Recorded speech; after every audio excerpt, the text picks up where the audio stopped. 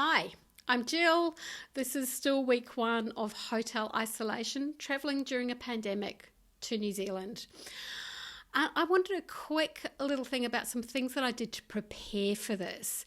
So, a few physical things that I did, and then another time maybe about the mental things. I'm still in the beige room, and I thought I would show you apart from the beautiful flowers that I showed you last time, the one pop of colour that comes from the interior designer. Okay, so what did I bring with myself to try to make these 2 weeks a bit more bearable? Now, I am a naturopath and I do drink coffee, 1 cup of coffee a day. So if it's 1 cup of coffee, it has to be decent. So I do have a travel AeroPress, push together, make a really beautiful espresso. And I knew that if all else failed, I could do a supermarket order to get some coffee. But I did put a little snack pack together that, of course, I declared to biosecurity. So if you're a Kiwi or an Aussie or both like me, you have to be very careful about trying to bring any edibles in. They did allow thank you, Cafe Bianchi Leichhardt, your beautiful espresso forte. My sealed pack of coffee, they allowed.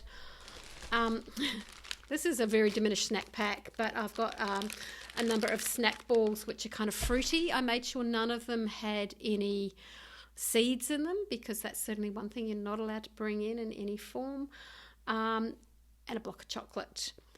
And a couple of cans of tuna just in case all I got was vegan food because they can't always cope with a pescatarian, no meat, no dairy. And speaking of food, I bought 2 things. I bought a little old prep bowl that doesn't matter, doesn't need to come back to Australia with me. It's about the size, top of my head. And a knife. So I actually bought my really nice Japanese paring knife, but if I wasn't going on to Wellington and knowing that I was going to spend months there in a kitchen with some very inadequate equipment, I probably would have bought every time I do a video, even with the filter curtains, the sun streams in, so I get a bit washed out.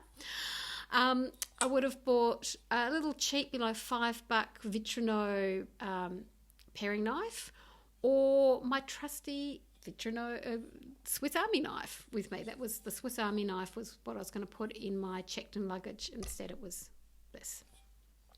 So later on today, because I'm being given 5 pieces of fruit a day, yay, I'm going to make a nice fruit salad. But it's also, I can put together the tuna and some little salads that I can save up between 2 meals to make a different kind of meal. But it's nice just to have that flexibility. Other than the coffee smelling beautiful, scent is really important to me, and I had hoped that there would be a bath. No bath, but we got more outdoor access. So I bought a couple of essential oils. I bought one of them is my lemon myrtle essential oil, and that's what I burn in my clinic at home. It's my little bit of my Australian side of my citizenship to bring with me. So when I arrived here and the room understandably smelt of industrial grade disinfectants, I just put 1 drop in a cup of boiling water to bring some nice smell into the room.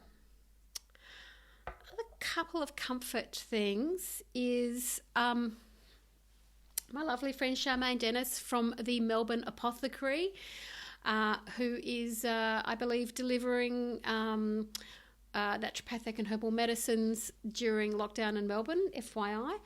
A couple of years ago, she gave me this nice little Tibetan throw. Now, it takes a bit of space, and I tried to pack it, didn't fit, and the morning I left, I went, I have to squeeze this in.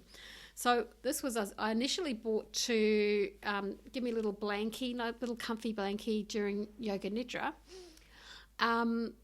But actually, as you might have seen on the thumbnails from the previous couple of videos, I've actually had that as a spot of colour on the bed.